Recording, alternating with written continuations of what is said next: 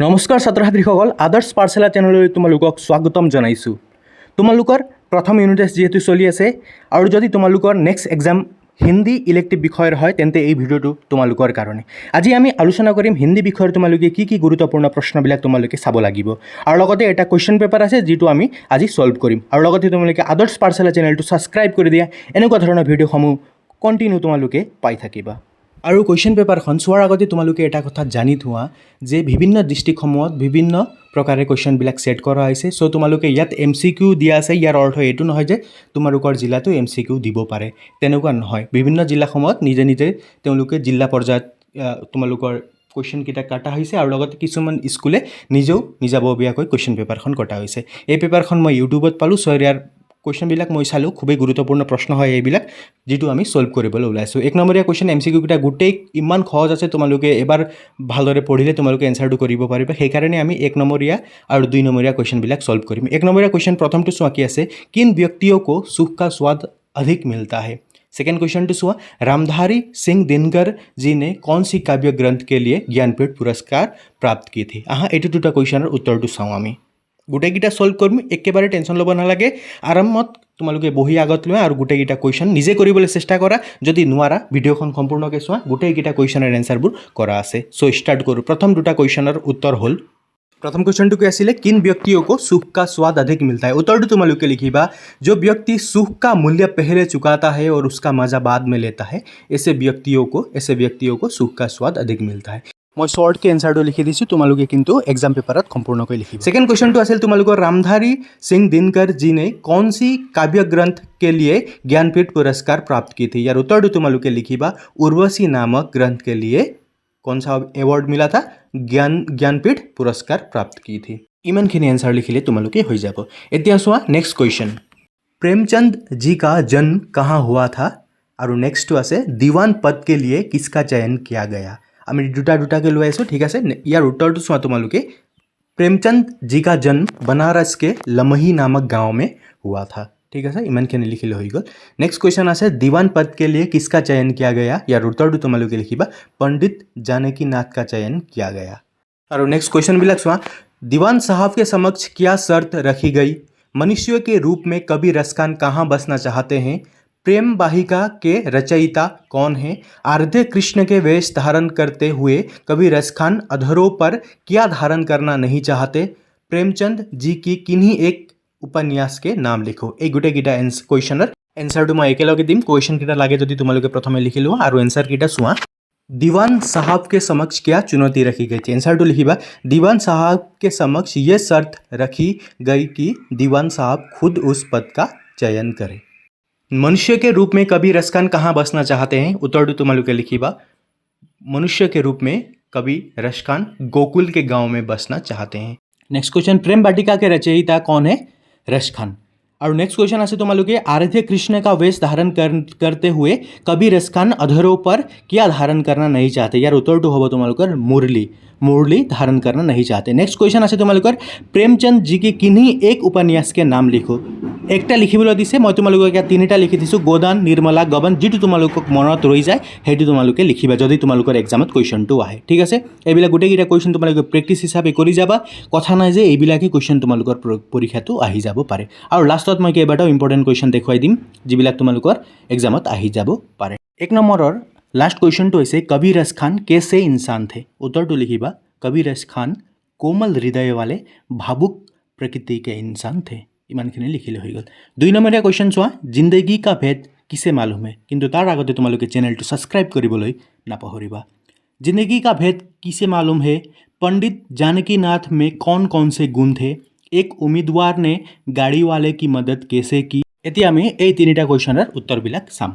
जिंदगी का भेद किसे मालूम है। आंसर सुना, जिंदगी का भेद उसे मालूम है जो जिंदगी में कभी हार नहीं मानता, सुख दुख झेल कर आगे बढ़ता रहता है। वो व्यक्ति ये जानकर चलता है कि जिंदगी कभी भी खत्म न होने वाली चीज़ है। इमानखिनि आंसर तो लिखिबा। नेक्स्ट क्वेश्चन सुना, पंडित जानकी नाथ में कौन कौन से गुण थे। आंसर, पंडित जानकी नाथ में दया, साहस, परोपकार, आत्मबल तथा वीरता जैसे सभी गुण मौजूद थे। नेक्स्ट क्वेश्चन, उम्मीदवार ने गाड़ी वाले की मदद कैसे की? आंसर टू लिखिबा उम्मीदवार ने नाले के पास से किसान की अनाज से लदी गाड़ी को कीचड़ में फंसा हुआ देखा। उन्होंने अपने हॉकी स्टिक एक तरफ रख दी, अपना कोट उतारा और स्वयं दलदल के गहरे कीचड़ में उतरकर गाड़ी के पहियों को पूरी ताकत से ऊपर की ओर धकेला, जिससे गाड़ी नाले से बाहर निकल आई। इमानखिनि लिखिले हो जाब। नेक्स्ट क्वेश्चन चुआ। क्वेश्चन टू आसे এনেকুৱা ধৰণৰ कवि का नाम रश खान किस प्रकार पूर्णत सार्थक बन पड़ा है? उत्तर टू लिखिबा कवि रश खान की काव्य भाषा साहित्यिक ब्रज है जिसमें सहजता, मधुरता और सरसता सर्वत्र विराजमान है। आपने दोहा, कवित्य और सबैया छंदों का ही अधिक प्रयोग किया है।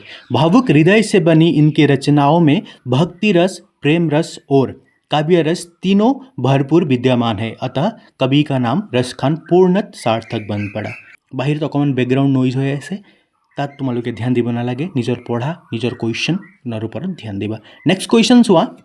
भावतो वही मेरे रस खानी सो तेरे कहे सब स्वांग भरोगी का भाव स्पष्ट करो। गुरुत्वपूर्ण प्रश्न है, তোমালোকৰ দৃষ্টিগত এই কুৱেশ্যনটো আহি যাব পাৰে। এনসাৰটো লিখিবা তোমালোকে এনেধৰণে।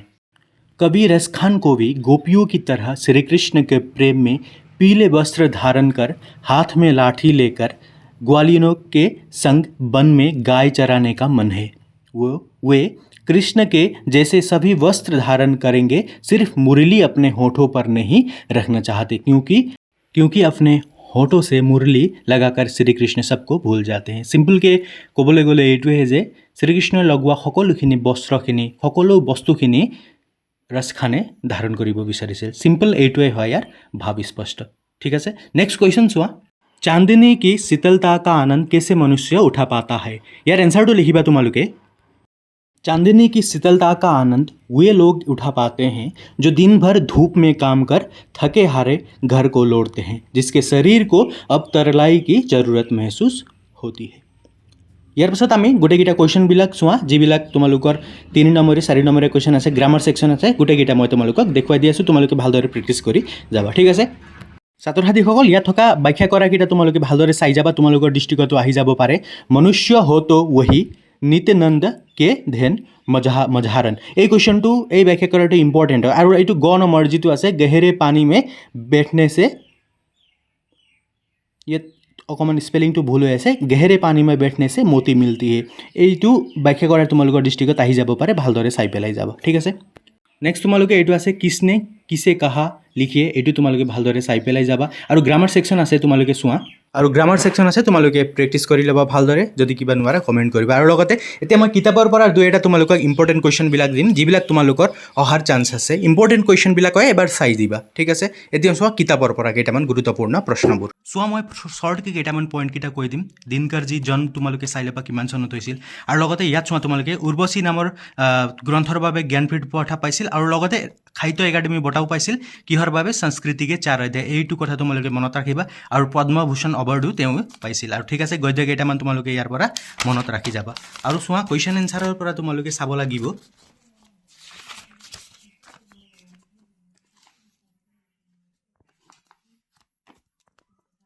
लेखक ने जीवन के साधकों को क्या चुनौती दी है? এই কুৱেশ্যনটো চাই ল'বা, ইম্পৰ্টেণ্ট কুৱেশ্যন হয়। আৰু লগতে তোমালোকে ইয়াৰ পৰা আৰু চাব লাগে, এই কুৱেশ্যনটো তোমালোকে চাব পাৰা। लेखक ने अकेले चलने वाले की तुलना सिंह से क्यों की है? এই কুৱেশ্যনটো তোমালোকে ইয়াৰ পৰা চাব পাৰা। ঠিক আছে। নেক্সট তোমালোকে চাব লাগিব প্ৰেমচন্দজী জন্মকেইটা তোমালোকে চাই দিবা। আৰু ইয়াৰ পৰা তোমালোকে এইটো উপন্যাসৰ বিষয়ে মই কৈছিলোঁ তোমালোকক, নিৰ্মলা, গবন, কৰ্মভূমি, গোদান, যিকোনো এটা তোমালোকে মনত ৰাখি যাবা। কেতিয়াবা তোমালোকক দুটাও লিখিবলৈ দিয়া হয়। ঠিক আছে। আৰু পৰীক্ষা নামৰ পাঠটোৰ পৰা তোমালোকে চোৱা किसने किसे कहा लिखो, এইকেইটা তোমালোকে দুটা ভালদৰে চাই দিবা। আৰু লগতে পূৰ্ণ বাক্যমে উত্তৰ দো, চাৰিটা তোমালোকে ভালদৰে মনত ৰাখি যাবা। আৰু লগতে তোমালোকে এই কুৱেশ্যনটো दीवान सुजान सिंह ने महाराज से क्या प्रार्थना की, এই কুৱেশ্যনটো তোমালোকে ভালদৰে চাই পেলাই যাবা। আৰু লগতে এই কুৱেশ্যনটো চাবা, सुजान सिंह ने उम्मीदवारों की परीक्षा कैसे ली, এইটো ইম্পৰ্টেণ্ট কুৱেশ্যন হয়, কমন কুৱেশ্যনে তোমালোকক দি দিব পাৰে। আৰু লগতে তোমালোকে চাবা এই কুৱেশ্যনটো গহেৰে পানী में बैठने से मोती मिलता है, এইটো ইম্পৰ্টেণ্ট হয়, ভালদৰে তোমালোকে চাই পেলাই যাবা। নেক্সট চাবা তোমালোকে ইয়াৰ পৰা তোমালোকে কবি ৰাজ খান কেছে ইনচান আছে এই কুৱেশ্যনটো চাবা আৰু লগতে তোমালোকে ৰাজ খান কি কাব্য ভাষা কিয়া হে এইটো তোমালোকে চাব পাৰিবা ব্ৰজ ভাষা এইবিলাক তোমালোকে গুৰুত্ব দি বেলাই চাবা আৰু নেক্সট তোমালোকে চাব লাগিব এইটো মনুষ্য কে ৰূপ মে কবি ৰাজ খান কাহা বসনা চাহতে যিটো কুৱেশ্যন খুদিছে এইটো ইম্পৰ্টেণ্ট হয় তোমালোকে ভালদৰে চাই পেলাই যাবা ঠিক আছে যিকেইটা ইম্পৰ্টেণ্ট কুৱেশ্যন হয় এইবোৰটো গোটেই তোমালোকৰ এই কুৱেশ্যন পেপাৰত দিয়া যায় সেইকাৰণে মই এইটো কুৱেশ্যন পেপাৰটো চুজ কৰি পেলাই তোমালোকক সম্পূৰ্ণ এনচাৰবিলাক দি দিলোঁ চ' ভালদৰে তোমালোকে পঢ়া শুনা কৰিবা আৰু লগতে আদৰ্শ পাঠশালা চেনেলটো ছাবস্ক্ৰাইব কৰিবলৈ তোমালোকে নাপাহৰিবা ধন্যবাদ